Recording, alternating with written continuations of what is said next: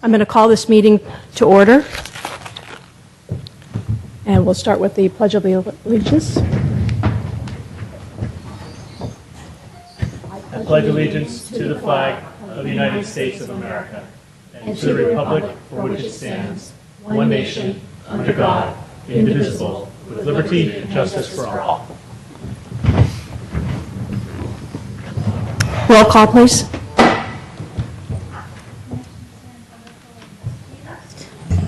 Commissioner Angela Harper Patterson. Here. Commissioner Divney. Present. Vice Chair Marsters. Here. Chair Clapper. Present. Okay. We'll start off with public comment. Public comment is limited to items not on the agenda. The Commission may briefly respond to statements made or questions posed as allowed by the Brown Act, Government Code Section 54954.2. However, the Commission's general policy is to refer items to staff for attention or have a matter placed on a future Commission agenda for a more comprehensive action or report. Is there any public comment on any item not on the agenda? Seeing none, we'll move to the approval of the minutes. Are there any comments on the minutes of June 6th, 2011? I motion we approve the minutes. Second. All those in favor? Aye. Approved unanimously. New business, the Planning Commission training for SCTV. Staff, please. Yes, Deborah Nelson, Planning Manager on the dais, is a memo to you all that you can take with you as a reminder if you like.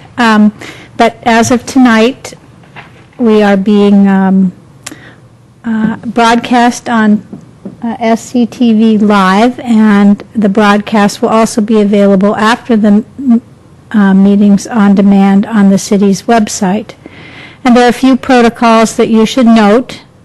Speak directly into the mic and avoid small patterns as they create a moire pattern. And bright red apparently for until everyone gets brand new TVs on the older technology, red doesn't show up so well.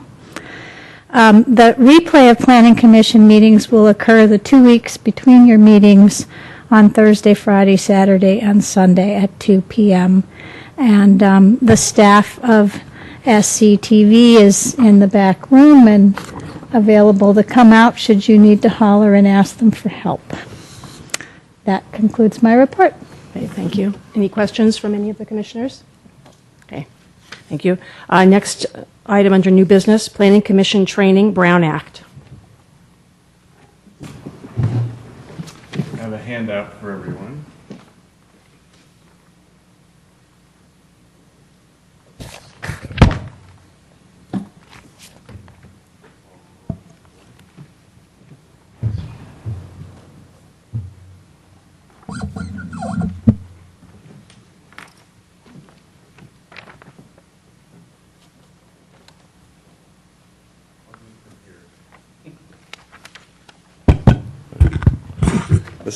I'm more used to this at city council meetings, so I'll do it from here to address you directly rather than cranking my neck.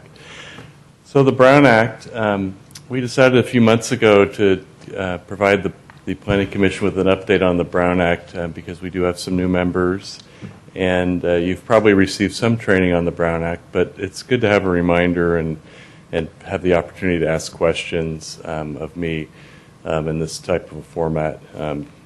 So the Brown Act was first enacted in 1954. It's been amended several times over the years. It's named after Ralph M. Brown. It's the first open government law and provides a balance, attempts to strike a balance between public access to meetings of public governing bodies and the need for confidential candor, debate, and information gathering. It creates a presumption in favor of public access, so that's extremely important as you review some of the elements of the Act. Who's covered by the Act? Planning commissioners are covered by the Act. Standing committees are covered by the Act. But subcommittees that are for a limited purpose to to study an item probably are not covered by the Act. If you have a, what's a meeting? Government code defines a meeting, but it's kind of a complex definition, but it's been developed over the years to include any communication involving a majority of the planning commissioners. So we have 5 commissioners. So it's okay to talk to one other commissioner, but never talk to 2 other commissioners about something in your subject matter.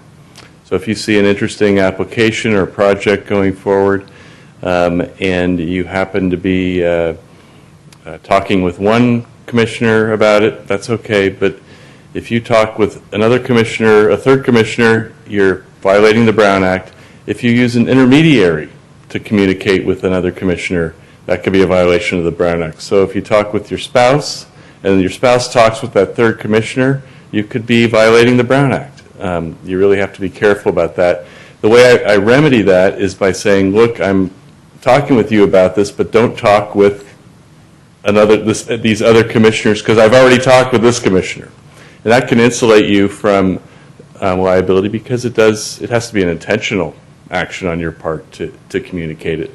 But what I like to say to city council commissions is you don't want to be in a position of having to defend yourself. So don't even go to that extra step of, well, I never intended to do that. We've all read about articles in the newspaper from people who've been accused of a Brown Act violation, and naturally they say that. Most people don't intend to violate the Act, but the intention of doing something can just expose you to being accused of something that it's a very uncomfortable position to be in, notwithstanding the fact that it's a criminal violation to violate the Brown Act. You don't want to be accused of that. And you can be fined by the FPPC for a violation of the Brown Act. Fines can be, they can be stiff, and the city will not pay them for you. It is your violation. So again, direct communication, intermediaries, technological devices. Don't be typing on your BlackBerry and communicating with other planning commissioners during a meeting, or don't send out blanket emails and don't solicit a response to your emails. If you get an email from staff, only respond to the staff member. Don't do a reply to all. Those are all things that could be construed as a meeting. You don't want to have a meeting without a posted agenda. There's exceptions that you should know about. Those are on page 2 of my handout. I already covered the first one, communications with one other member. You can attend public events where the general public is invited. That's okay. We advise that you not sit near each other, or you could sit near one of the other commissioners, but not in a group. It's just, again, that gives the appearance of a potential meeting occurring. Attendance at subcommittee or public meetings of other agencies. So if the County of San Mateo has an item concerning the sheriff's contract, you could go as a group to the Board of Supervisors meeting to listen to it. You just, again, same advice, don't sit near each other.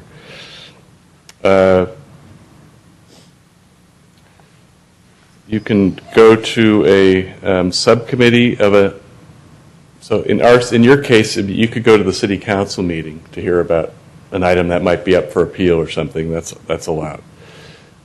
You can attend a social ceremonial gathering, tree lightings, lighting of the lights, art and wine fair, all different events where the public is allowed to attend, those types of things. And then the last one is attendance by a majority of the commission at an open notice meeting of a standing committee. Same type of issue. Prohibitions, I touched on this. Serial meetings.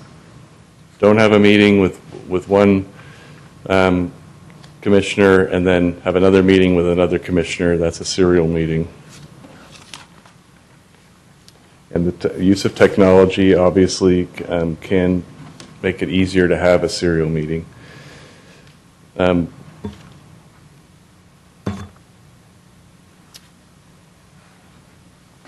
The item B deals with individual contacts between council members or commissioners and applicants or members of the public is allowed so long as there's no commitment to vote in a particular way and disclosure of the contact is made at a public meeting. This is more for quasi-judicial type of matters, which the Planning Commission, many of the things you hear are quasi-judicial because you're evaluating a use permit. You're doing that tonight. Those are items that you have to disclose your contact with the applicants because you don't want to be accused of having of being biased for or against a project. You want to you're standing there, sitting there as a commission. You're supposed to evaluate the facts of any of those types of applications and render a decision based upon the facts. You're entitled to have opinions. It's just that you want to make sure that you have the opportunity, you give the applicant a fair hearing and opportunity to be heard on those types of applications. I think I already covered item C on page 3.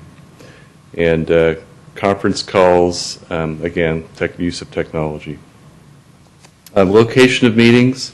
There's a reason why all the City Council and Planning Commission meetings happen in San Carlos, because they have to happen in San Carlos. You can have one person or two of your commission participate by teleconference, but a majority of the body has to be in San Carlos for the purpose of setting a quorum. There are some exceptions. Comply with the court order, inspect real property. San Carlos, I don't believe, owns any real property outside of the jurisdictional limits, so that wouldn't apply to us. Meet and confer with federal officials. I had that happen when I was representing San Bruno last year, where the City Council went to Washington, D.C. to meet and confer with federal officials about the pipeline disaster. You can meet with legal counsel. If my office happened to be outside of San Carlos, which it's not, you could meet with me at my office. And you can participate as a member of a joint powers agency. San Carlos is a member of many joint powers agencies, and sometimes their meetings take place outside of San Carlos in Belmont or in Redwood City, for instance. Notice and agenda posting requirements. You've all heard this before, but 72 hours before the meeting, we need to post the agenda, and the agenda descriptions have to be a reasonable description of the item you're considering and the action that the commission intends to take. At the Planning Commission level, it's pretty simple. We're considering a use permit, and you're deciding tonight on the later item whether to approve or deny it or approve it with conditions. There are special meetings only require 24-hour notice.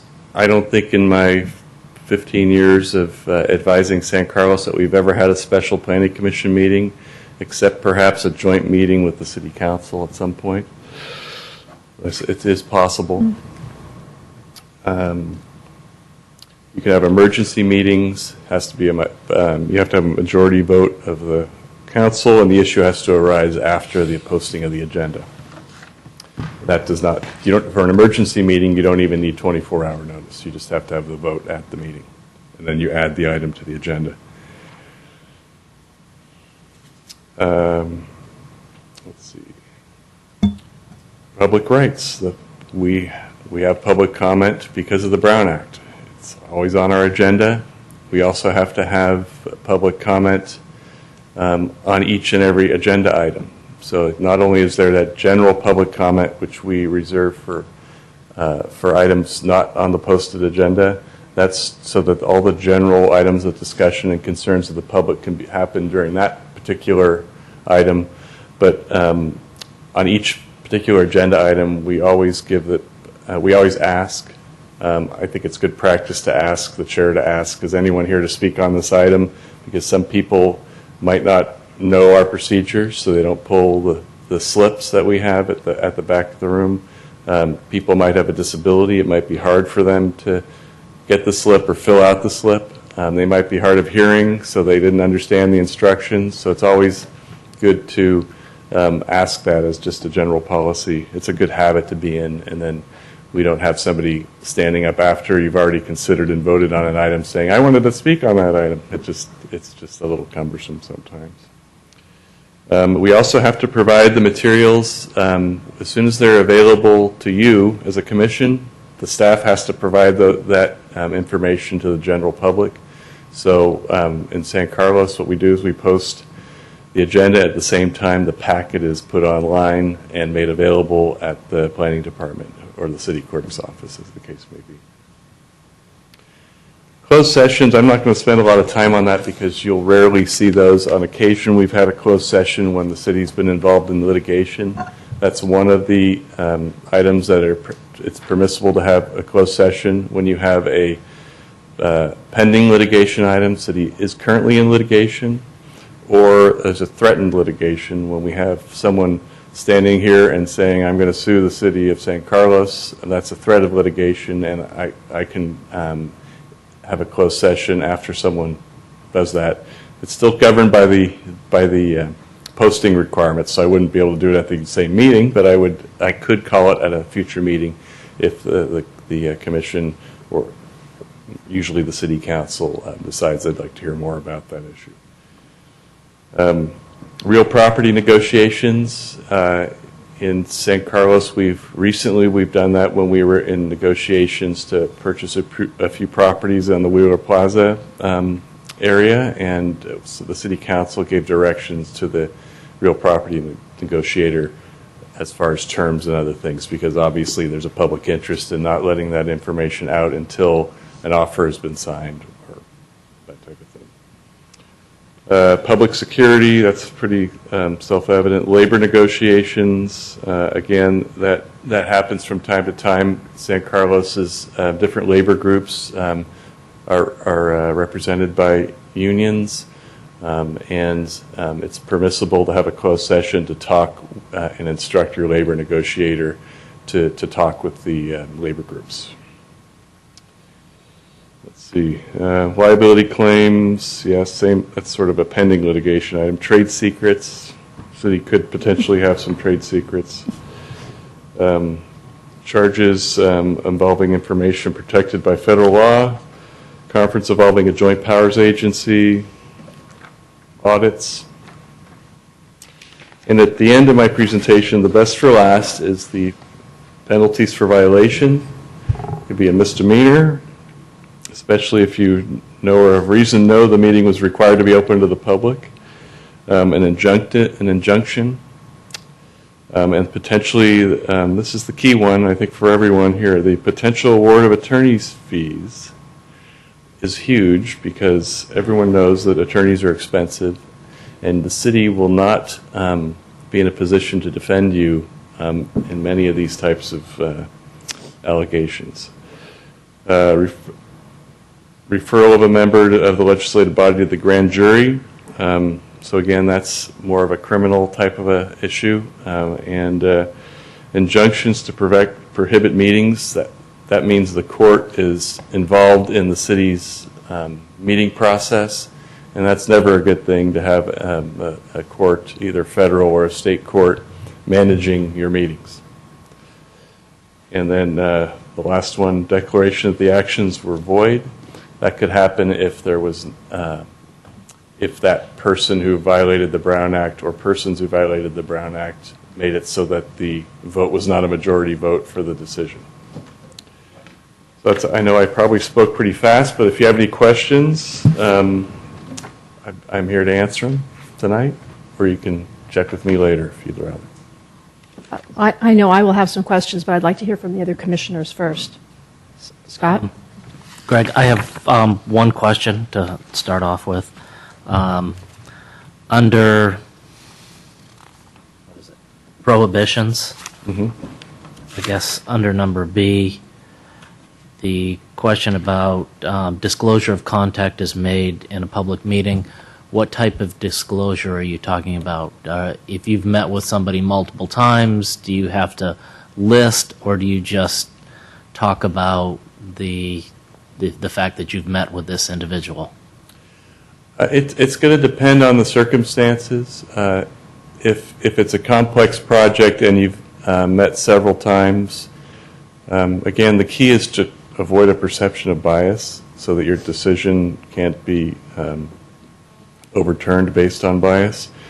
So that's kind of the thematic approach I always take. So I would say that the disclosure should be that there was a contact or contacts. You don't have to say on this day. I think that's going too far. But I met with the applicant or the opponents 3 or 4 times over the past 2 weeks, and this is what we talked about.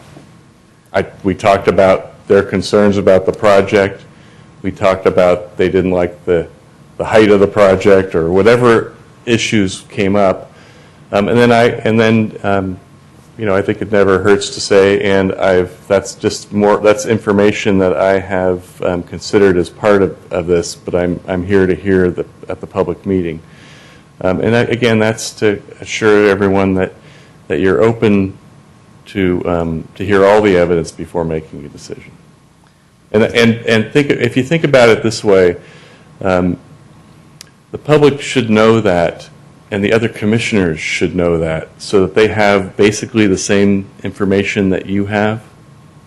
And it doesn't have to be every detail, but just they know that these were concerns that these groups that may not be in attendance at the hearing and may not say anything at the hearing, but they're there, and everyone knows what those concerns were.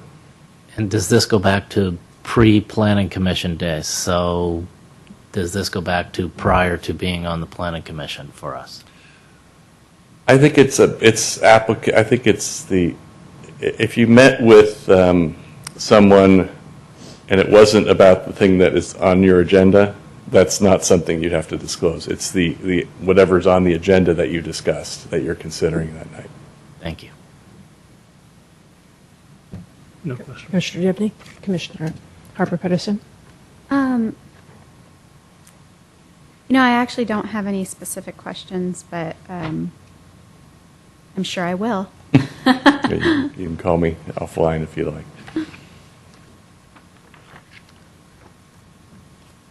I had a couple of questions. And we were mentioning that we have a couple of the members that are new, and thinking forward to when there may possibly be other new members.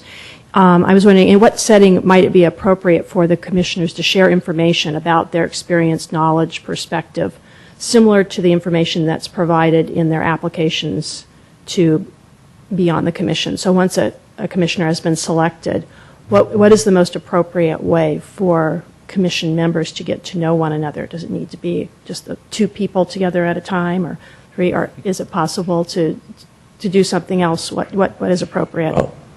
Well, I think social gatherings are allowed if you're talking about kind of getting to know people. I mean, that's, I think, what those are for. If you're talking about my qualifications are, this is my background, this is how it's important for this application, or things that the Planning Commission is hearing, that needs to be a little more formal. And I'd recommend, there's 2 ways that we could do that that I could think of.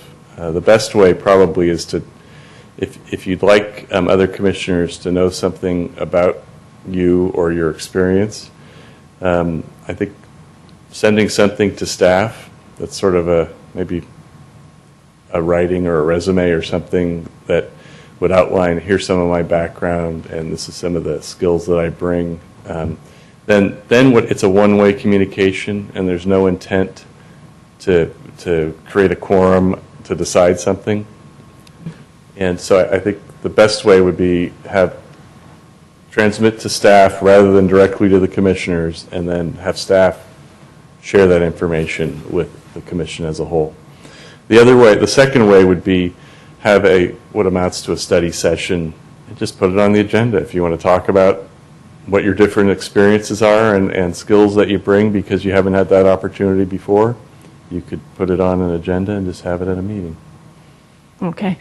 So then another question I have, I think that what you just suggested about forwarding information to staff and then having them distribute it, my next question had to do with what I'm calling e-sources of information, different websites like plannersweb.com. There's a LinkedIn group for the Planning Commissioners Journal, which is something that we receive in our packets. So they're kind of extensions of information we get on a regular basis. it sounds like if there's something in particular that we find on one of those websites, the best thing to do would be to forward that information to staff, and if it's appropriate, then they would distribute it to the commission members. That would be the appropriate Okay. way to do it. Okay, great. And then in terms of reviewing the status or results of previous decisions of the commission, then that would, even though it's something we've already decided on, we're not making a decision about it, those discussions should be in the context of a regular commission meeting and not something that takes place outside of Yeah, the I would meeting, think would you so. suggest? I would think so because although each application is or matter is unique, it may come up again. I mean, a similar issue may come up Okay. again, and so I think you have, and you actually have an item on your agenda to discuss those things at every meeting, commission reports, and that's what that's for. It's just to talk about the status of projects that you've already considered. Okay, good. My last question has to do with just conflicts of interest in general. I don't know exactly how the Brown Act would relate to that, but I know that in some of the meetings, we've had commissioners leave the room because there was a conflict of interest. And I'd like to get a little more clarity about what constitutes a conflict of interest so that I'm attuned with when it might be something I need to consider. Now, that's a different law. That's the Fair Political Practices Act, the FPPC. And the city attorney is a resource that you can contact me.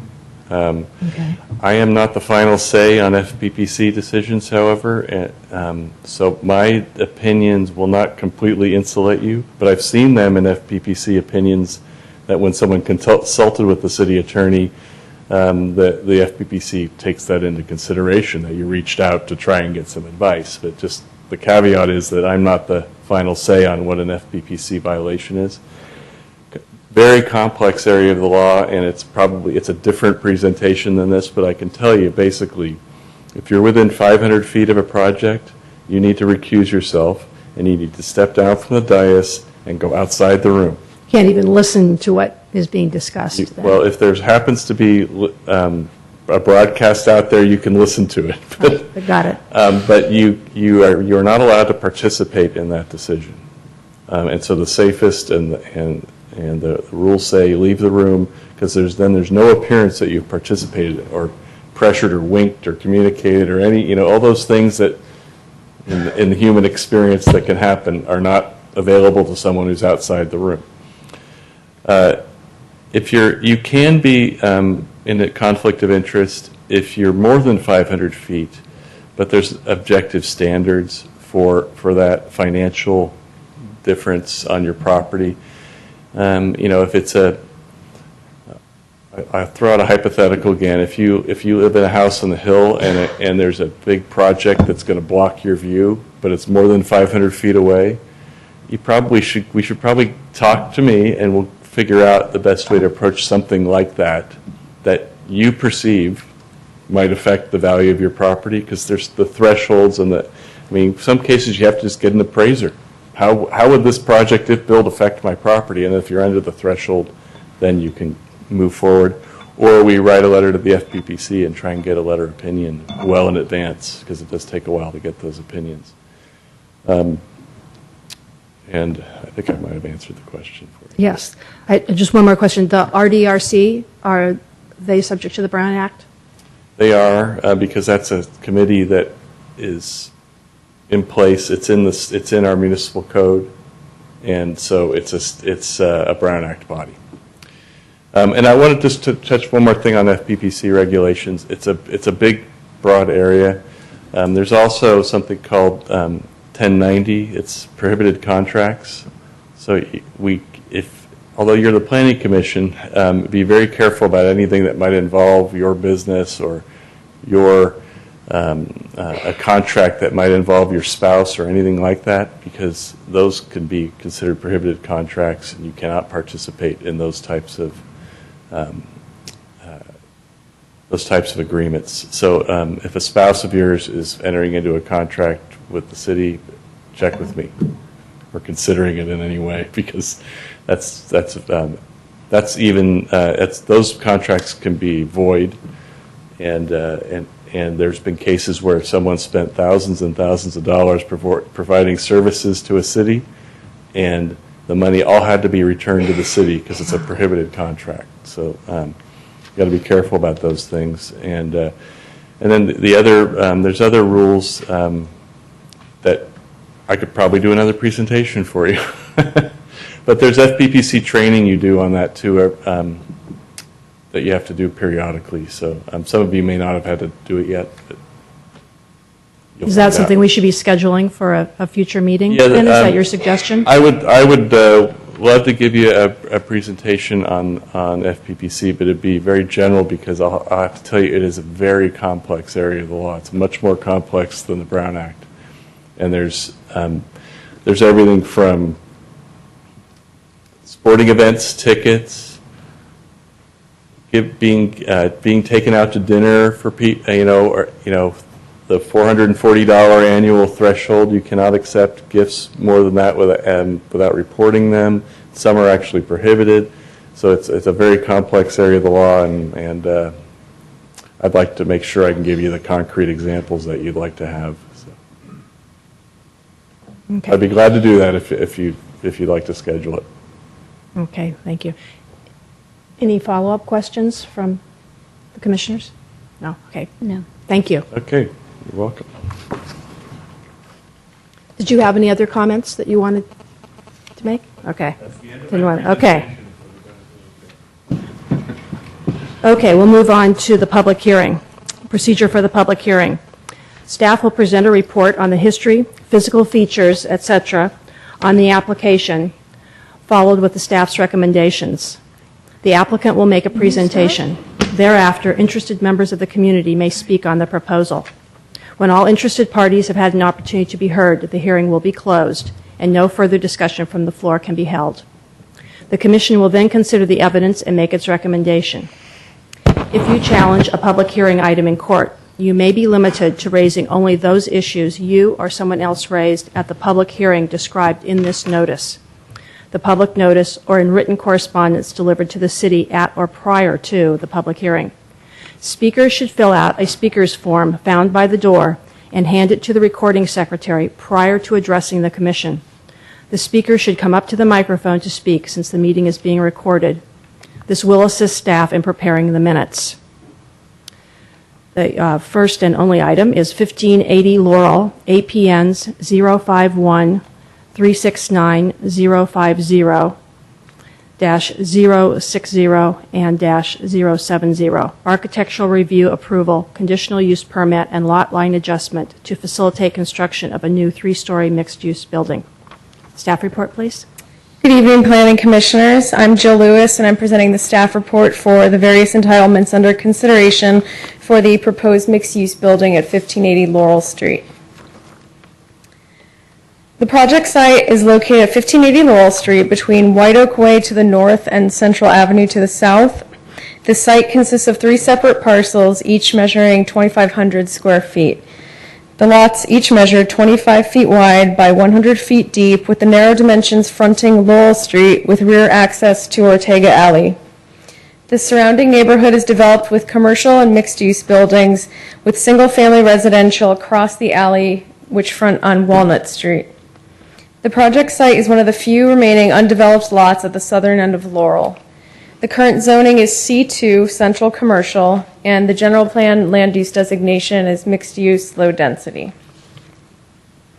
The project would create a new mixed-use building with ground floor commercial and 4 residential rental units on the second and third floors. Since the existing site is composed of 3 separate parcels, part of the project request includes the request for a lot merger. The new lot size would be 7,500 square feet. The first floor commercial space would be either office or retail in nature and would front directly on Laurel Street.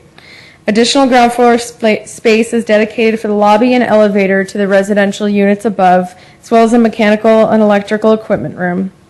Landscape planting areas will line the front of the building, and 2 new tree wells are proposed within the sidewalk. The second and third floors house the 4 apartment units. 3 of the units are market rate and contain about 1,300 square feet of living space between 2 stories. These 3 units will have a living room, dining nook, and kitchen, and half bath on the 2nd floor, with 2 bedrooms and 2 additional bathrooms on the 3rd floor. The 4th unit is a proposed 1-level BMR, or below market rate unit, measuring 850 square feet, with a combined living room and dining area, kitchen, and 1 bedroom and 1 bathroom, all contained within that 2nd floor.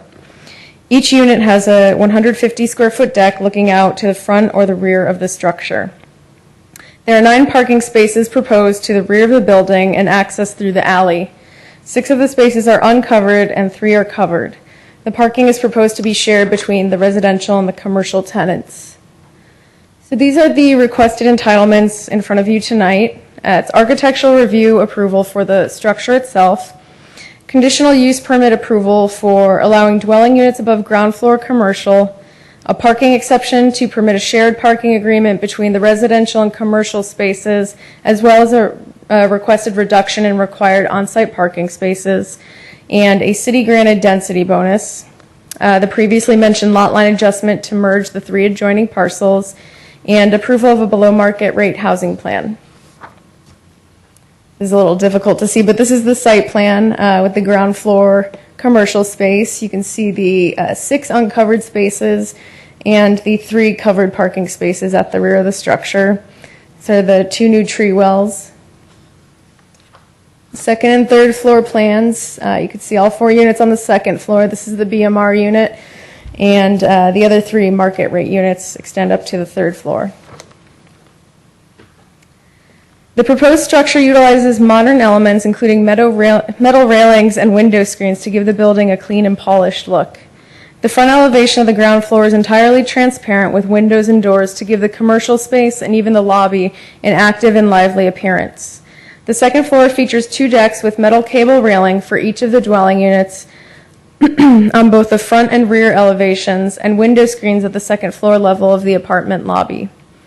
The bedrooms for 3 of the dwelling units are found on the topmost floor of the building, which is set back further than the 1st and 2nd stories. Flat roofs are used on the 2nd and 3rd floors, which also feature skylights and proposed future solar panel installation. The exterior of the structure is a mix of stucco and hardy siding. The cream tone stucco is Elmira white with a darker accent trim and Fairview taupe. The horizontal lap siding is done in a muted Bennington gray, which balances the brighter cream stucco and the darker taupe accent. Window and door frames will be aluminum with a clear anodized finish.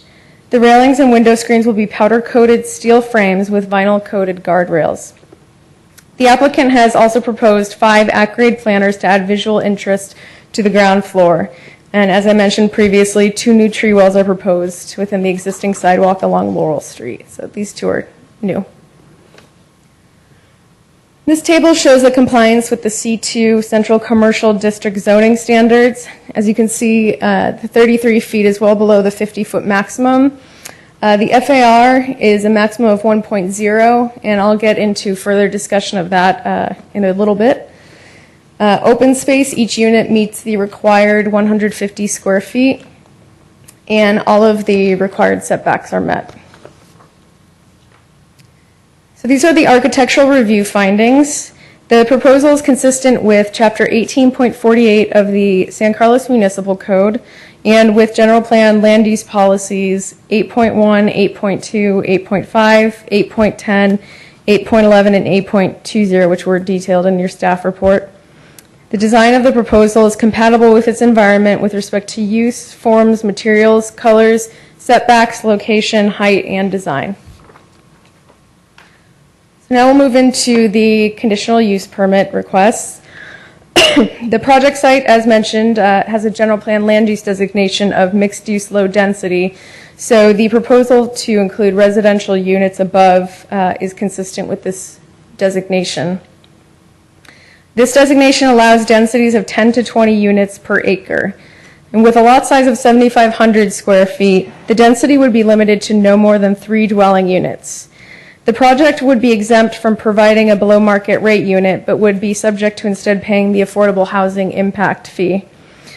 The applicant chose to instead request a city density bonus, which would allow the construction of 1 additional dwelling unit for each unit affordable to low income or lower income levels.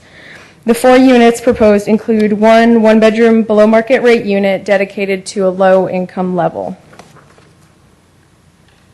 Now the parking exception. The municipal code allows for parking exceptions under section 18.140.050 for new development and also for new residential units in commercial areas.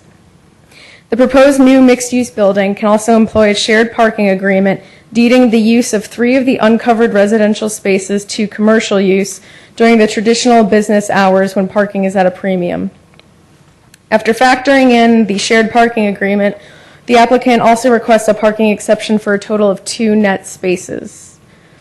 This southern end of Laurel Street doesn't experience the same heavy on-street parking demand as the northern blocks. In addition, there are also 5 angled on-street parking spaces directly in front of this property.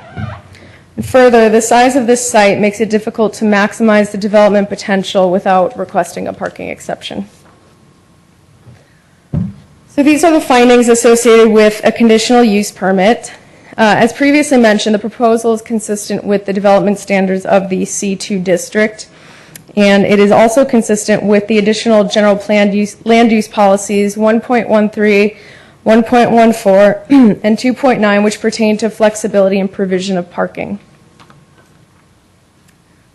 Next is the lot line adjustment.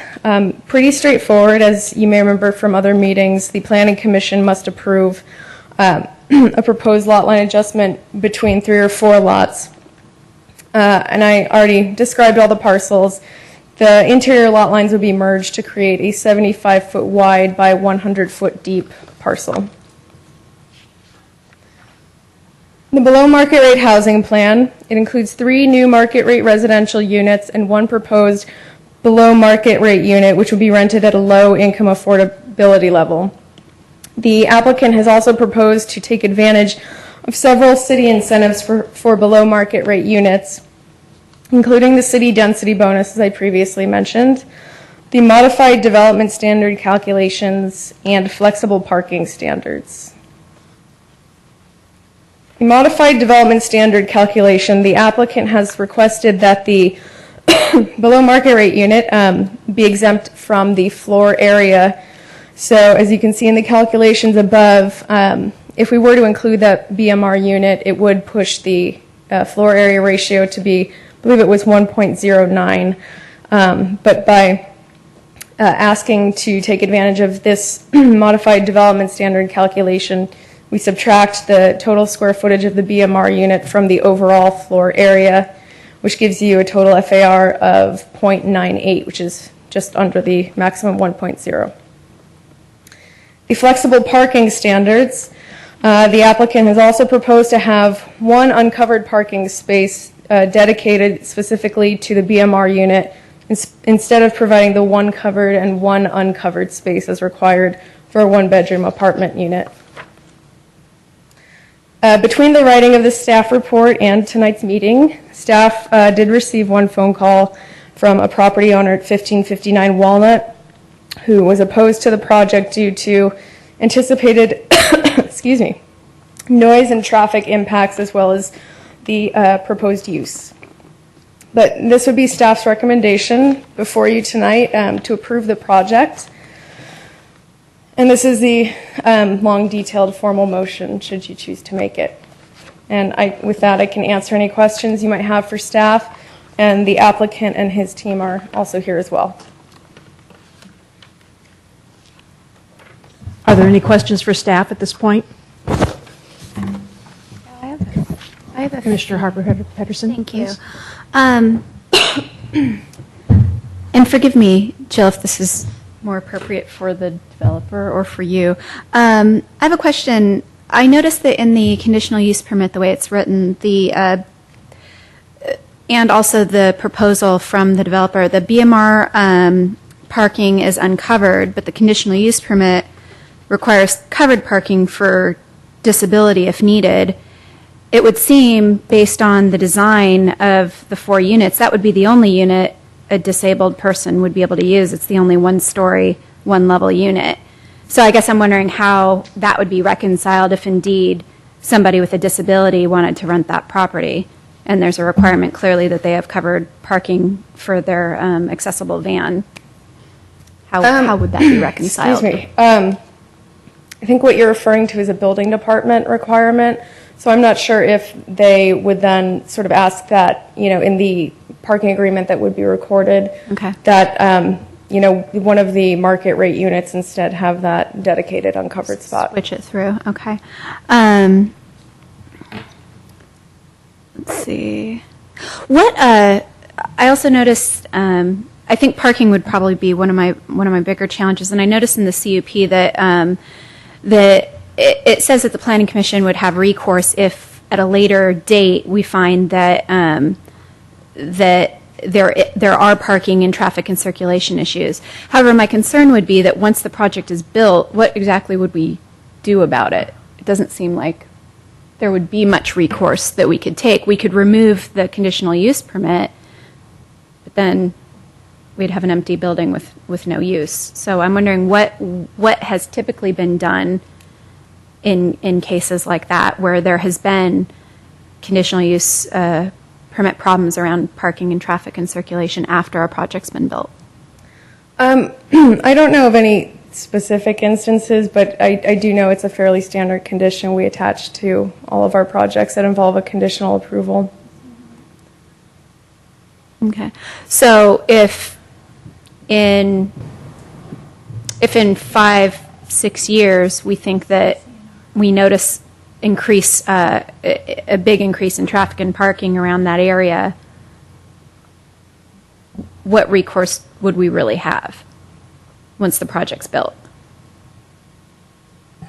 to get more parking? I guess would be my question. Through the chair, we could require as part of that condition for parking that we have a CC&R instrument that describes how the parking would be prescribed to each of the units and to the retail, such that that project doesn't contribute to any future problem. Okay. And I'll just add that in my experience, when we have CC&Rs that are well written, what happens is the owners of the project, they have every interest in the world to control the parking situation in their own project, so they develop an ownership to it, and we just really haven't seen the need to police the parking in common interest developments or developments with CC&Rs because of that factor. Okay. Those are my only questions for you, Jill. Thank you. Jill, I just had one question, and that is under the conditional use permit, item number 28. What is Chapter 10? Those are references to the building code. Is there some way to, in the future, have sort of a brief description of what Chapter 10 is about? Sure. Thank you. And I just had one quick question. And this had to do with respect to the call you mentioned earlier, and you said they were opposed to the project due to noise and traffic. Was that for construction or for once it's done also, or both? Both. Okay, thank you. That's all I have. Any other questions? I had a question related to the very last page and that paragraph, flexible parking standards. Last page of the conditional. No. Of the whole packet. It has no page number on it, but it's the very last one. Again, it's titled Flexible Parking Standards. In the middle of that, the fourth line down, it says parking arrangements so that there are 7 total spaces. And I'm trying to figure out what 7 spaces there are. Since there's 9 spaces, are those 7 a subset of those or something that I'm not catching on, or did that need to be changed to a 9? No, yeah, that, excuse me, the project, I believe, was updated since this part of the project description was written. Okay, great. Then I'm not missing some deeper meaning there. Okay, great. I was curious about, oh, and this is probably more appropriate for the applicant, so I'll wait until we hear the applicant's presentation. Okay. Okay. Would the applicant like to make a presentation about the project?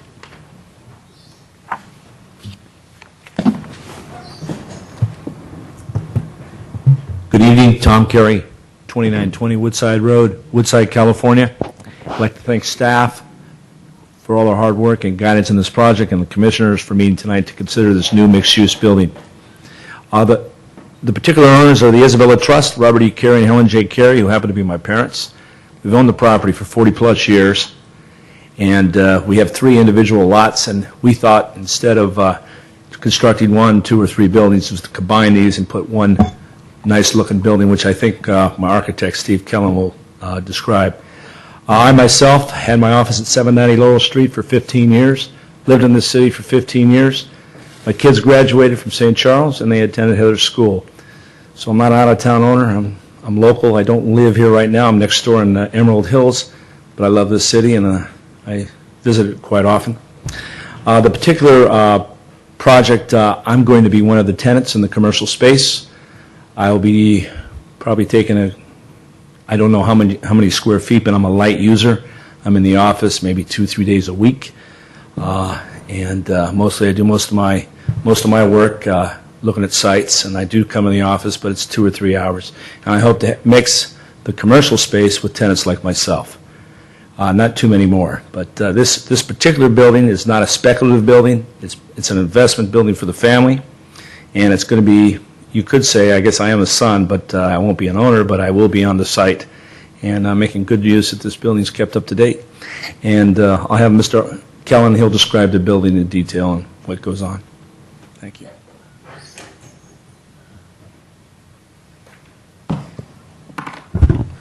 Good evening. My name is Steve Kellen. I'm the project architect. Appreciate your time this evening. I'm going to place this up here. This was a demonstration I wanted to bring showing, a color board, a little bit bigger than what you had in your packet. We have that. Is that okay? Thank you. So, as Mr. Carey described, this is a family investment. It's a family project. When they first came to me, trying to figure out what to do, that was the main theme. This is family investment. Their criteria were, we've owned the property for a long time. This is something we want to keep in the family. We want it to be a nice project. We, want it to make sense within the community of San Carlos. As Tom mentioned, they have a history here in town. So, wanted to be sensitive to, the neighborhood, what kind of project the city might be looking for in terms of development. So, that was really kind of our starting point.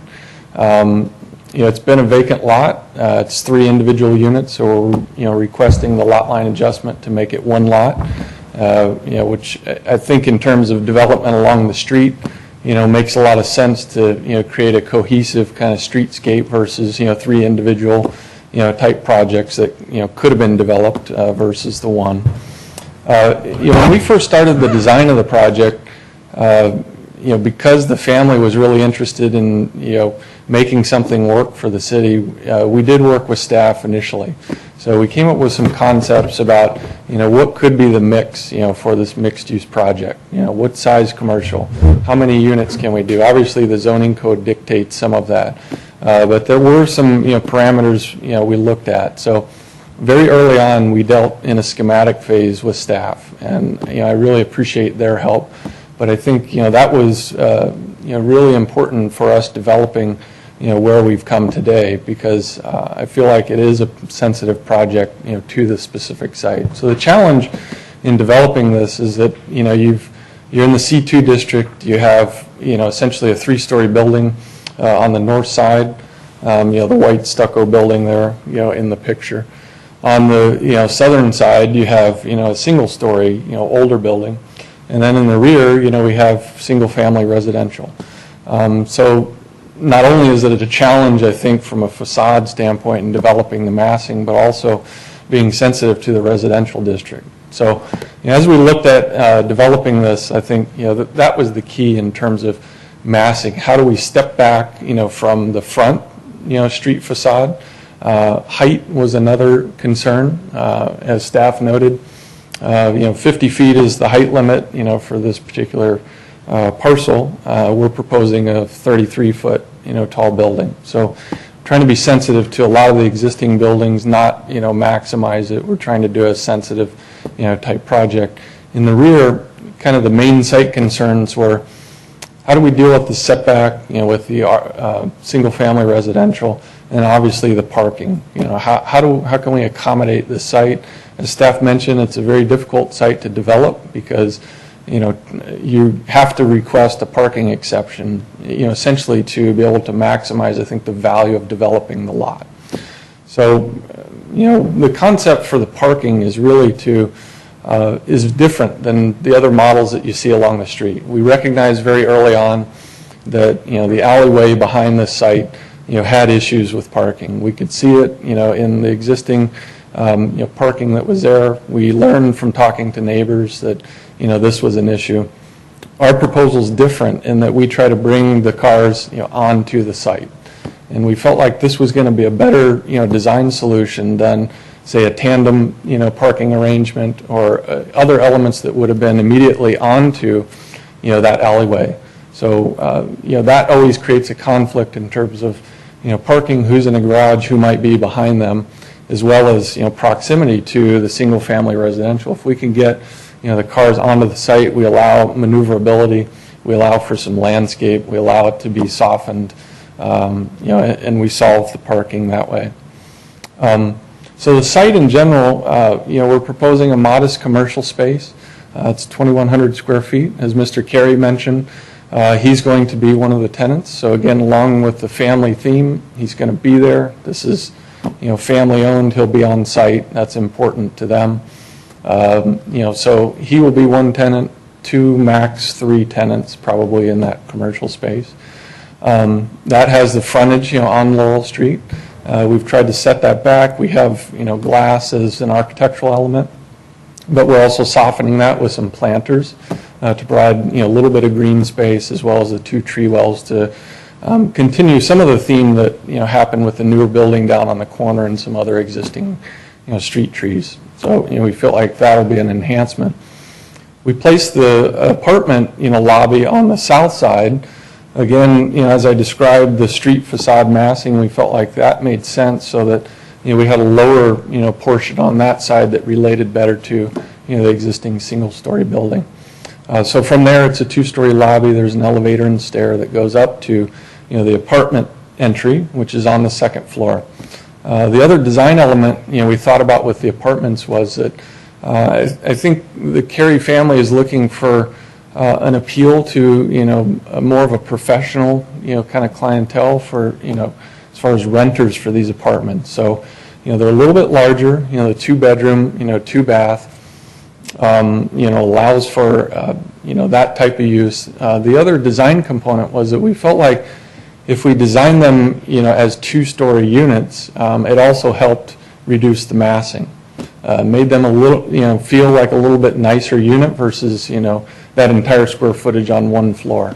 Allows for some privacy. It also reduces, the conflict sometimes you have in apartments where, the person above you is making a lot of noise. So, that's the design, of the apartments. As far as architecturally, we felt like a little more contemporary, design made sense. We utilized some horizontal lines. So, as you can see in the elevation and, in some of the massing, we tried to pick up, the same height elevations that, are working, currently on the street. I think that plays along with, the minimized height. So, we're not going up to 50 feet and being, something that's drastically different, from the rest of the streetscape. Some other points, I'd like to make are regarding the BMR plan.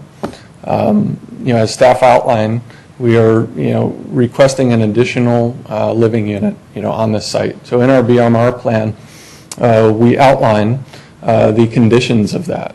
And I don't know if you had read through that, but the main points that are important to outline are that the income, levels that we are proposing, they qualify under the, California standards as low.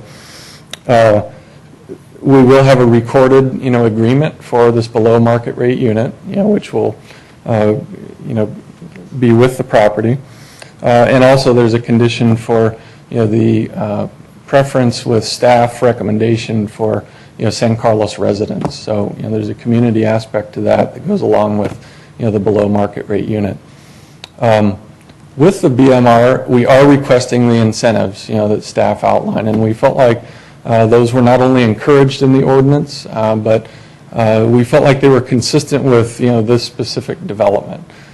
In that, we're requesting an additional 700 square feet for, the size of the project. We are requesting the density bonus with, the one additional unit, and the parking, as we described.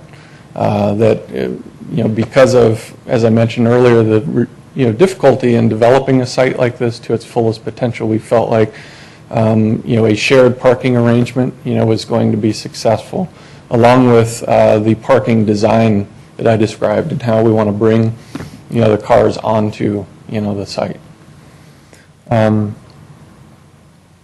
So overall, we feel like it's a good project that's consistent with the intent of the ordinance, with the below market rate, plan. We appreciate your time and hope to receive your approval. I'm here if you have any questions. Okay, questions for the applicant? Okay. Just a Please. few. So the elevator goes to the second story, correct? So That's just from the correct. first to the second story. That's correct. And you had mentioned, funny enough, I was going to ask you why you didn't consider 4 single-level units as opposed to the 3 up and 2-story units.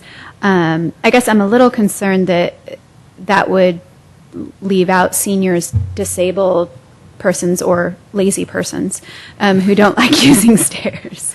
And I was just wondering, that's something you considered, of course, in the design, that other than the BMR unit, seniors, disabled, or people that don't love stairs wouldn't consider renting the property. I think, there was some market analysis. I don't know how specific it got with regards to that. I think that, to answer your question before about, the accessibility, Right. the building code, has allocations for a project like this that all of the units be adaptable. So Okay. what will happen in our building permit submittal is that we will outline, how each of those units are adaptable. So in the case that, as you question, if there's a handicapped person, then that unit could be adaptable.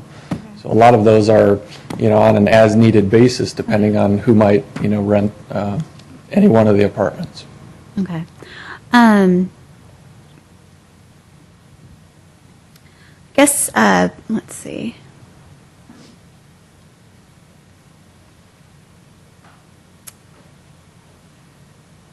I guess my only other question would be around design. It's not really a question, I guess more of a concern. Is it just me, or does it seem like the building looks a little too modern in comparison to the white with the red clay? I don't. Maybe I'm just not seeing it, but I don't see how they go together. I do like that the side of the building is set back so that it's more appropriate for the one-story building next door. I just don't know that the setbacks on the third story, or even the setbacks of the deck on the second story, make a lot of design sense to me. It just seems a little imposing from the street. But maybe that's just me. I don't know. I just wanted to say it. It seems like it looks a little too imposing on the first and second story from the street. Okay, and I think we can come back to that when we have the discussion among the commissioners. Mr. Marsters? So I had one question about the BMR unit in the back. And I like the fact that the BMR unit is back there, and it's part of the back half of it is only 2 stories. Did you consider whether that BMR unit should be on the north side or the south side? And did you take into consideration the single-family homes that are behind there? Is there an advantage to having it on one side or the other so that it doesn't block sunlight or, views, views into their house or something like that? Mm-hmm. Yeah, I think the placement of the BMR was a result of analyzing the massing of the building and being most sensitive to the single-family residential in the rear. So, that's why the 2-story units are in the front, and then there's a single 2-story unit in the rear. We wanted to avoid as much of the 3-story presence facing the rear. So, if you look at the rear elevation or even some of the model concepts that were on the cover page of our application, you could see that rear elevation and how that creates a positive impact on the rear. I think that was the main consideration for the placement of the BMR, and how the overall building and the apartments work together, that by placing that in the rear on that second level, it had the greatest impact for reducing massing facing the rear. Have you considered a rooftop garden for that on the top of the single family? I mean, we the top of hadn't the yet. BMR. I know that there is a consideration potentially for photovoltaics, and we had not done a specific analysis to determine how much roof area that might require. So I don't know whether part of that would be used for that function. Thank you. Commissioner Dibny? No questions. Any questions or comments? Okay. I had a question regarding the commercial space. In looking at that, about how many tenants would that space? I think the plan is no more than 3 No more than in 3. 2,100 square feet. I think that's what's reasonable, within the market. As I said, Mr. Carey is already going to be a tenant, so that will be determined, but no more than 3. Okay. So then I guess my follow-up question would be to staff on how the parking is calculated. Does that make a difference if we're treating that commercial space as 3 different spaces versus 1 commercial space, on how the number of parking spaces would be calculated? No, it's currently based on a number of spaces per square foot. So, for example, retail and office are both 1 space per 300 square feet of floor area. So, whether you split it into 3 tenants or 2 or just 1, it would still be the same parking required. So if one of the spaces were 750 square feet, they just need 2 spaces, or do you round that up to 3 spaces? No, that'd be 2. Would be 2, okay. Okay, thank you. All right, thank you. I have 1 speaker's form here. If anyone else is interested in speaking, if you'd please fill out a form and come up. Otherwise, we'll start with the first speaker. Not sure if it's going to be Fred or Donna, or both of you in sequence. If you come up, please state your name and your address. My name's Fred Carter, and my wife can't be here today, but I appreciate you giving me the opportunity to speak. We have property there at 1559 Walnut Street, and in all due respect, I hear these people talking what great analysis they made and how they think this is a great deal, but none of them, I'll guarantee you, live on Walnut Street where that construction is going to take place. Now, the construction that took place on the corner of White Oaks and Laurel Street back a few years ago, everybody on that block objected to it, but it was built. And it was probably voted in by people that lived up on Crestview or not in the area. And that's kind of, the citizens, I think, should have some respect shown them. I mean, here they're talking about low income. Is that going to be Section H housing? I hope not. Anyway, my wife has lived here in San Carlos. They bought that property in 1976. That's 30-some years ago.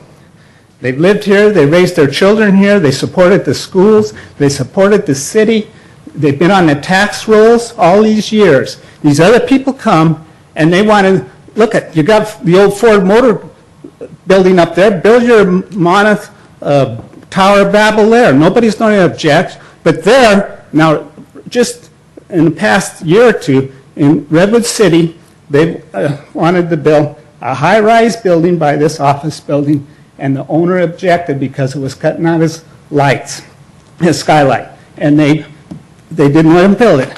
We used to be able to sit in the backyard and watch the fireworks. You're not going to be able to do that. My wife and I used to have a garden in the backyard. You're not going to do that. You're going to be restricted on your sunlight. So you see, the owners on that block, they're the ones that are going to be impacted. These other guys, they're coming in here and they think, oh, this is great. I hear this makes sense. Making something work for the city. Sensitivity. You know, there's a big conflict. Again, if they lived there, they'd see it a whole lot different. My wife lived here from 1954 on Sylvan Street. I've lived here in 1950, and my wife went to school, graduated from Charlemont. Their kids went to school here, and they've supported the city activities and school system. And I just think, if you talk about noise now, this is a big thing. When they built that place, that apartment building down on White Oaks and Laurel, now you have, it seems like every week, but it could be 10 days, you got leaf blowers that come in there, and they're blowing dirt down the driveway, down where our property is. You got the noise of the leaf blowers. I know Menlo Park outlawed them, and I think it was a good thing. You got to shut your windows. You don't dare put clothes out in the clothesline, because they're going to get dirty. You have cars coming and going, and people go into those apartments, they throw their trash out in the alleyway there instead of taking it home. So we have that. Then the garbage trucks come, I don't know, it seems like twice a week, and they make a lot of noise, like 6 in the morning. Boom, crash, crash, crash. You know, not everybody works 8 to 5. I used to work a swing shift, and you don't always sleep normal hours that other people may sleep. Okay, privacy, there's going to be a lack of that because people up in there can look into your yard, and you just lack privacy. And plus, you're low income, you don't know what people might be thinking about too, that they might see what your comings and goings and how you live.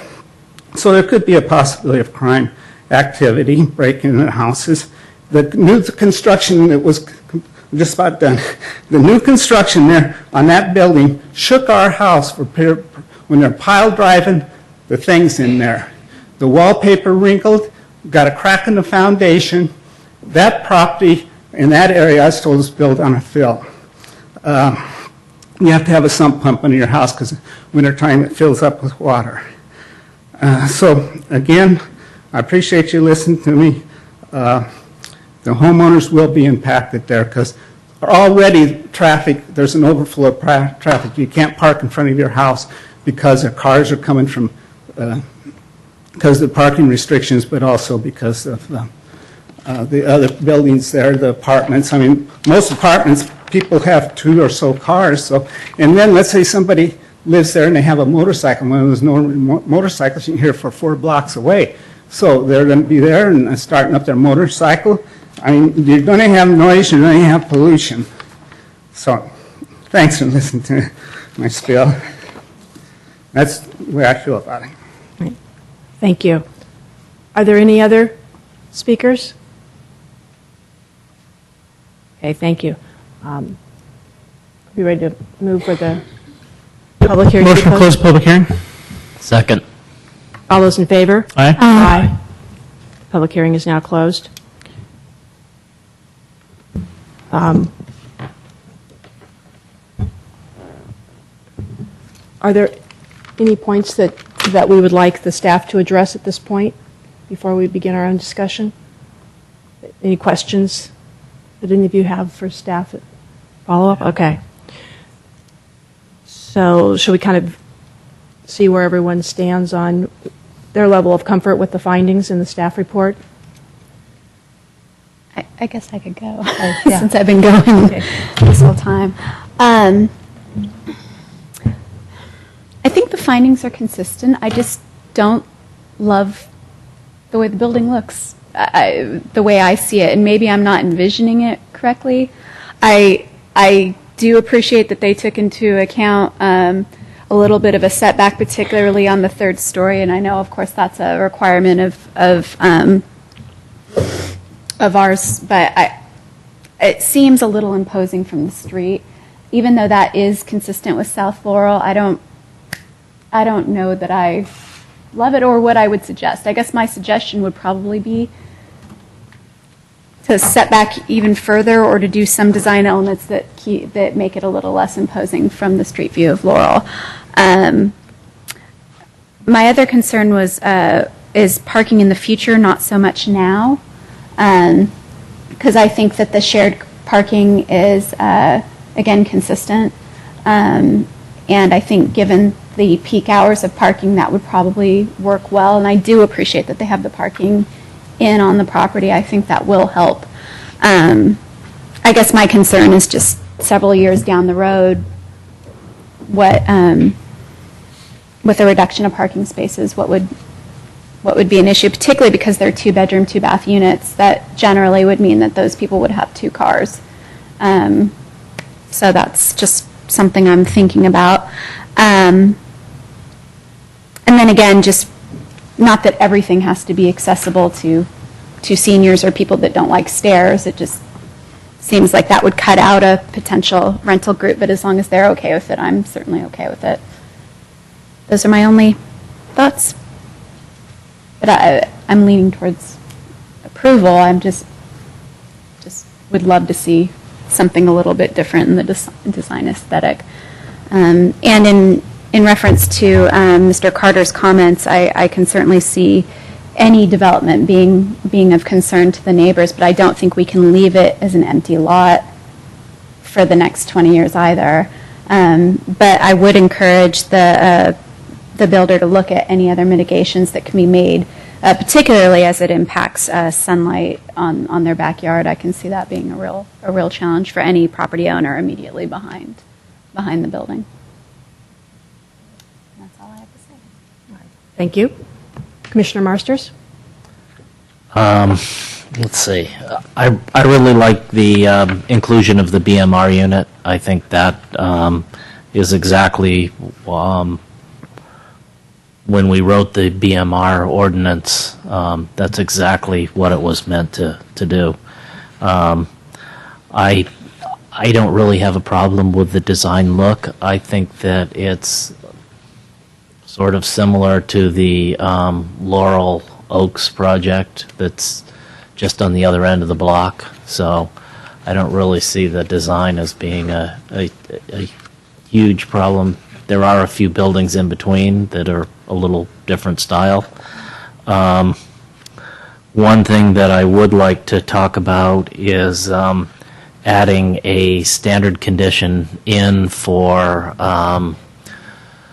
during construction, so that there's a phone number and contact during construction if there's excess noise or problems. I think that's something that we've added into a lot of other projects so that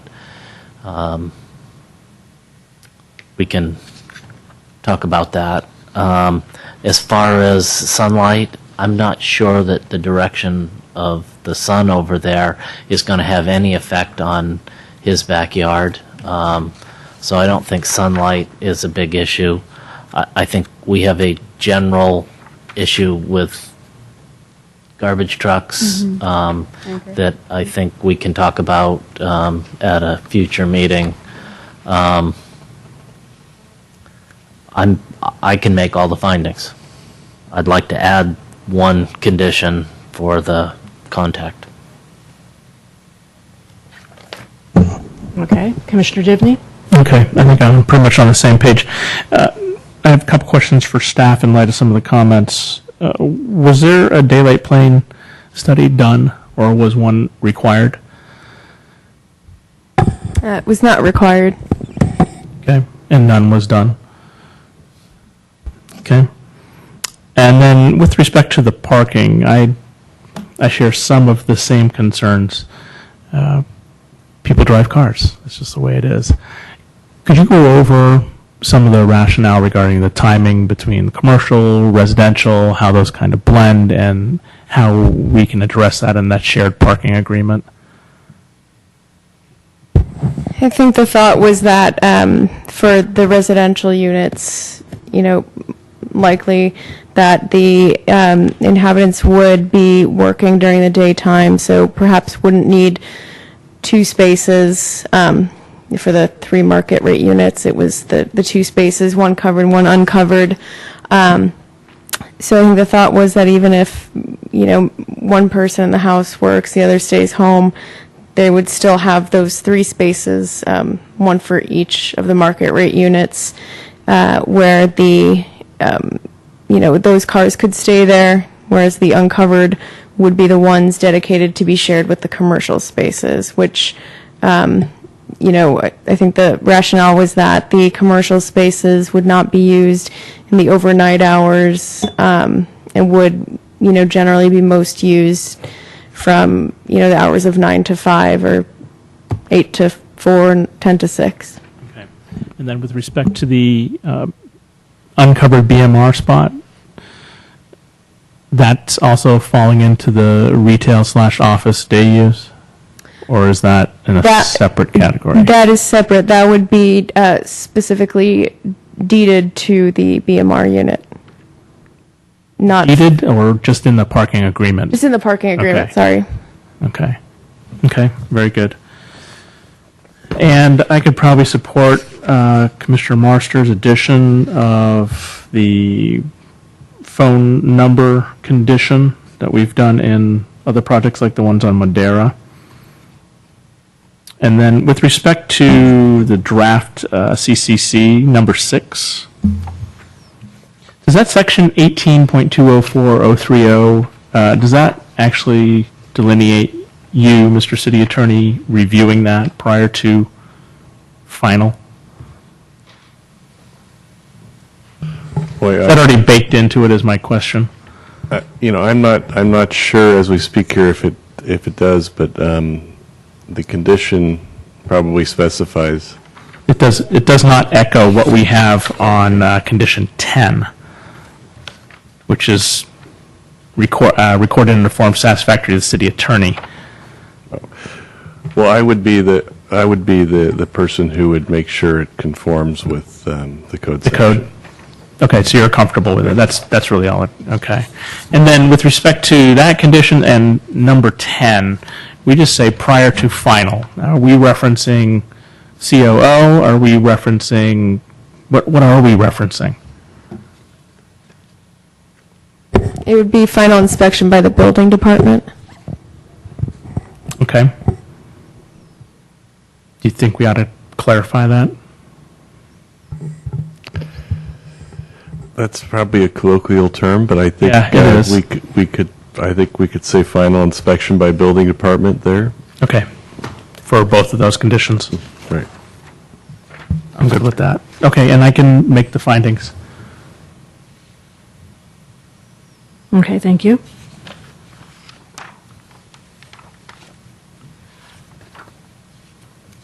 I just have a couple of follow-up questions on the BMR. It's great that it's included in here, but I'm recalling in the BMR ordinance, I thought there was something that mentioned that the BMR units shouldn't be different from the other units in the building, either in their floor plan or their finishings. And I was just wondering if the fact that all the rest of them are 2-bedroom, am I recalling that there was something in there to that? I realized that to fit with the FAR limits and perhaps income limits, it makes more sense for it to be 1-bedroom, but I just want to make sure there's no conflict there with our BMR ordinance. Okay, I believe that part of the BMR ordinance refers to the interior finishes, so things like flooring, countertop materials. Yeah, size can be different from the market rate Okay, units. all right, just wanted to make, I didn't, sorry, I should have gone back and read it, or have it memorized by now, but, And in this particular application, the way I'm reading part of it is that was part of the density bonus calculation to get it to the floor area ratio. So if it was a larger unit, you'd have a bigger project and a bigger subtraction. right, okay. That answers my question on that. I can make all of the findings also. I don't have any other questions. I think some of the questions that were raised by the speaker are things are related to the construction, and so I was wondering if staff would just like to speak to how those things are typically controlled during that construction period, and what the recourse is for people in the adjoining neighborhood. Well, in Chapter 9.30 of the Municipal Code, there's a provision for construction hours. So any construction outside of those hours could be reported to the police. There's not a whole lot of grading associated with this project. There's no pile driving associated with the project. Okay, thank you. Okay, any other questions or discussion, or you ready to make a motion? Okay, would someone like to make the motion, please? I will.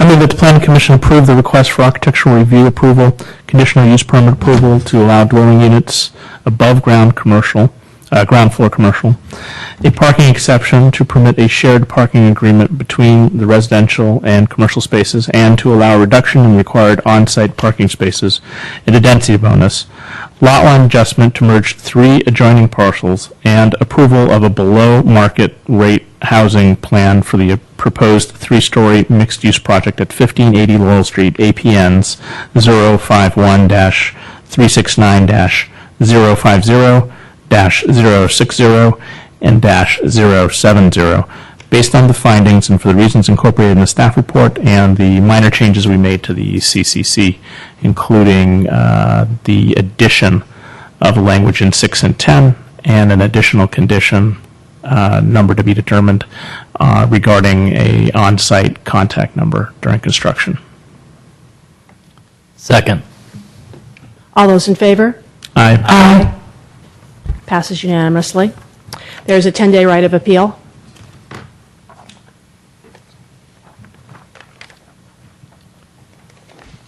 Okay, moving on to reports, correspondence, and general information. A report on recent city council actions. Staff? Yes, the city council approved the budget and the planning commission work plan as was presented by Chairperson Clapper. Also, I'd like to report that the council will open the recruitment for the RDRC position that's going to be vacated by Donna Higgins, and that appointment currently is scheduled to occur on September 12th.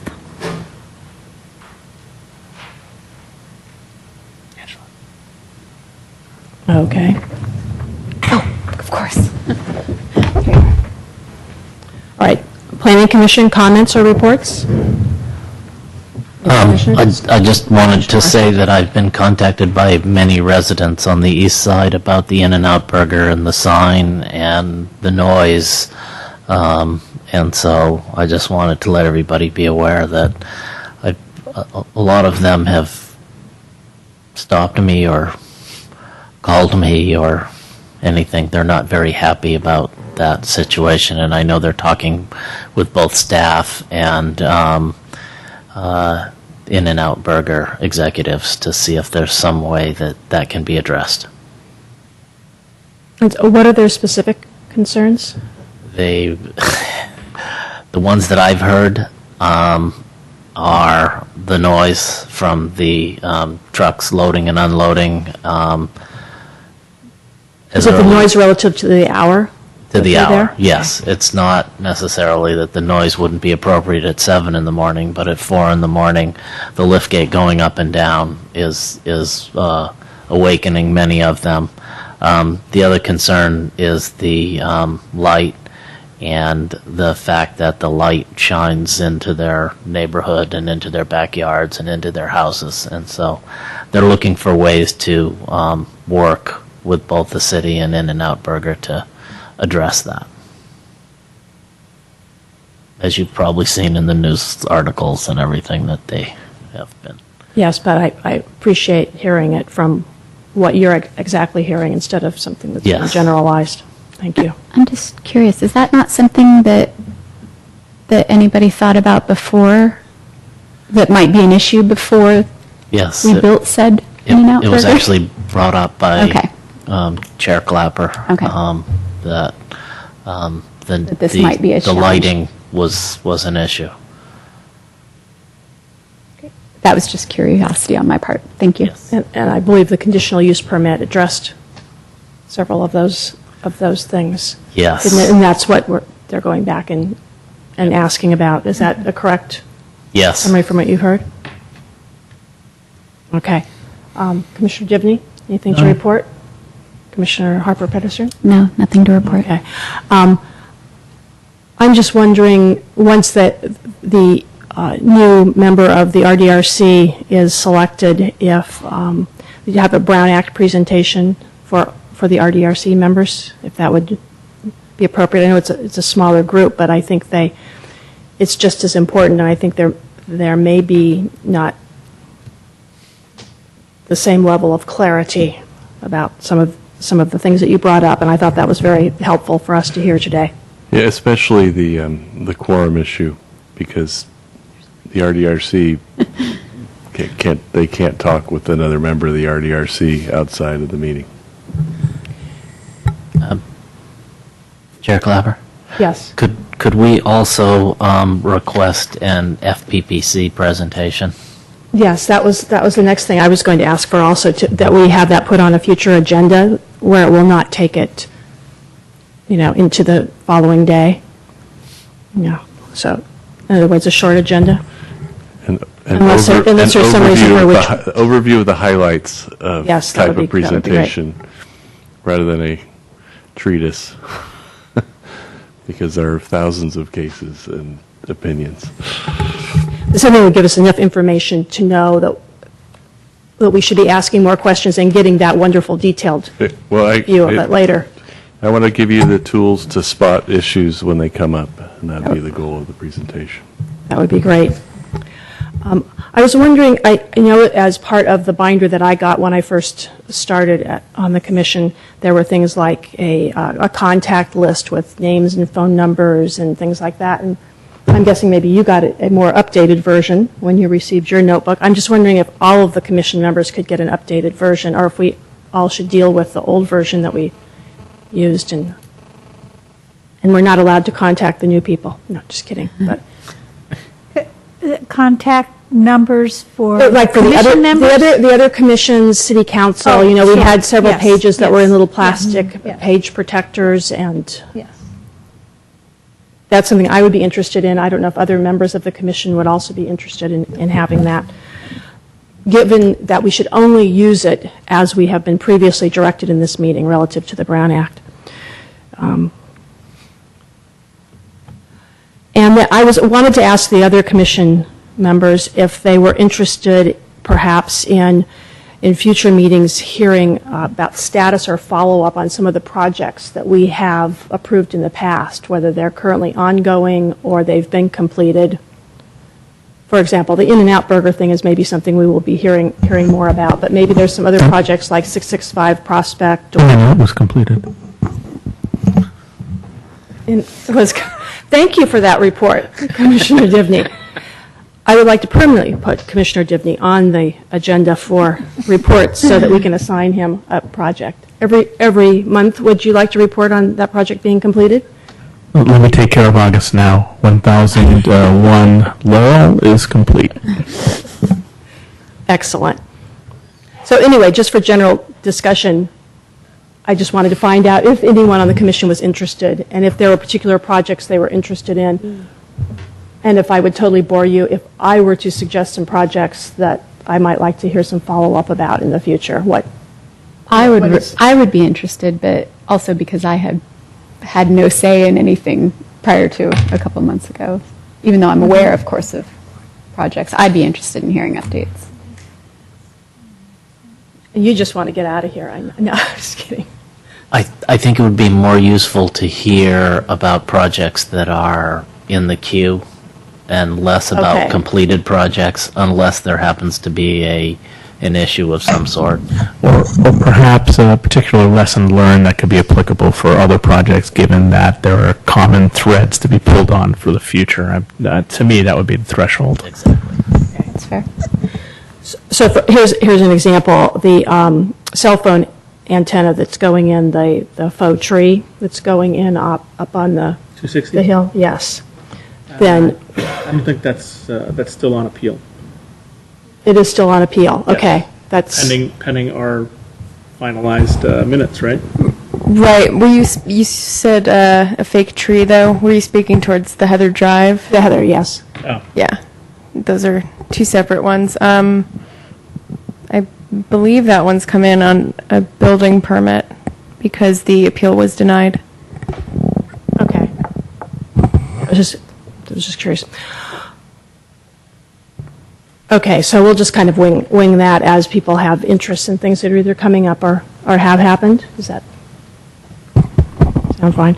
Through the chair, Yes. it would be helpful if you had this conversation at a meeting and then directed us on the following meeting under item D to do the report. Yes, that's why I wanted to kind of get a feeling from other commission members so that we don't just throw topics at you to see if you can remember them. That was not the intent of this. Hopefully it will be a little more organized than that, but, okay. Oh, and then the other thing was, should our primary source of information, like the general plan and the current ordinances, be what is online? Or should we have hard copies of those to be working with? Is there a preference on the part of staff or the city as to what we're using as tools for references?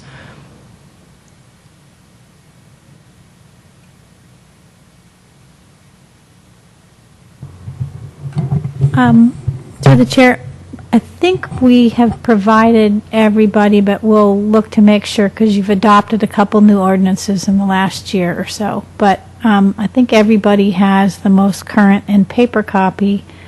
Then the website is updated within a couple of months of adoption of all the paper copy versions, so that one is up to date. Okay. For not only the zoning ordinance, but the rest of municipal code as well. Okay. So I put it to the commissioners, do you feel like you have the information that is easy for you to use when we're going over a project like the one today or any of the ones we've done in the past? So far.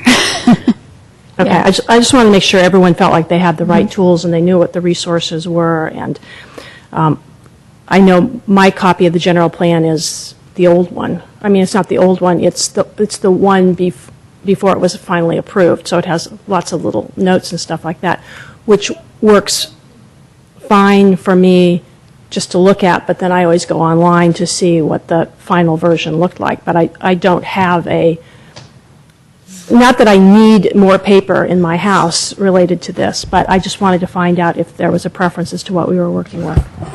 Is that true for anybody else? We got a box in our office. We can get them to you now. I have an updated general plan.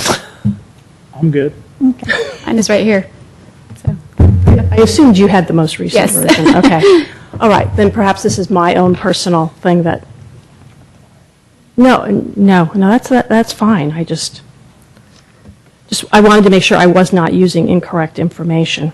So, okay, that's I think I've used up more than my time. On to correspondence. Okay. Planning staff comments, reports, and updates of current projects. Yes, you all received, hopefully, if you've picked up at the library, the draft release of the zoning ordinance and the companion package of municipal code amendments, which will come before you on August 1st. We will also put out a staff report, and if there's any amendment to any of those, the resolutions for you to consider, the zoning map consideration, will all be part of a package that we will release on Wednesday of this week. So that means formally it's on the website on Thursday of this week, the 21st. That will give you 10 days rather than just the longer weekend to review what you'll be reviewing on August 1st. Okay. Deborah? Yeah. Is the expectation that we're going to get through this whole zoning code in one meeting?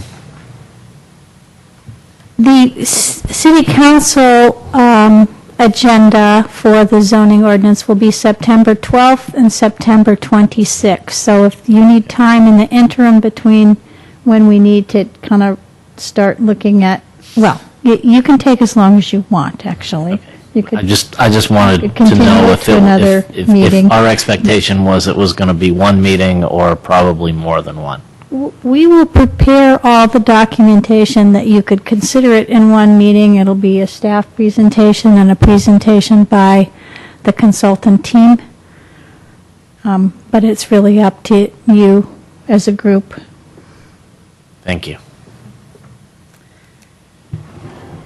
My second item is the East Side Connect project, which is a public works project, but you all have some interest, and I think we'll bring it to you as a study session, is as a result of a grant application that community development did with Public Works, and we got $2.8 million to do improvement to Old County Road and East San Carlos Avenue. We were at the city booth at the farmers market on the first Thursday of July, and Commissioner Harper Pedersen came by and said hi. And we will also have that booth on the first Thursday farmers market in August, which I believe is the 4th. Additionally, went out last week was a notice to the residential community on the east side of a community open house, and there's flyers on your dais, which will be held Saturday, July 30th from 10 to 2. It's a drop-in. Give your design ideas to the consulting team about what improvements there might be. And then there's a business owners meeting on Tuesday morning, July 26th, between 8 and 9 at the Kelly Moore Paints Conference Center, and that will be really focused on impacts to the businesses and their concerns, but certainly that business members may go to the open house as well. And that is my report. Thank you. Okay. Anything else? This meeting is adjourned.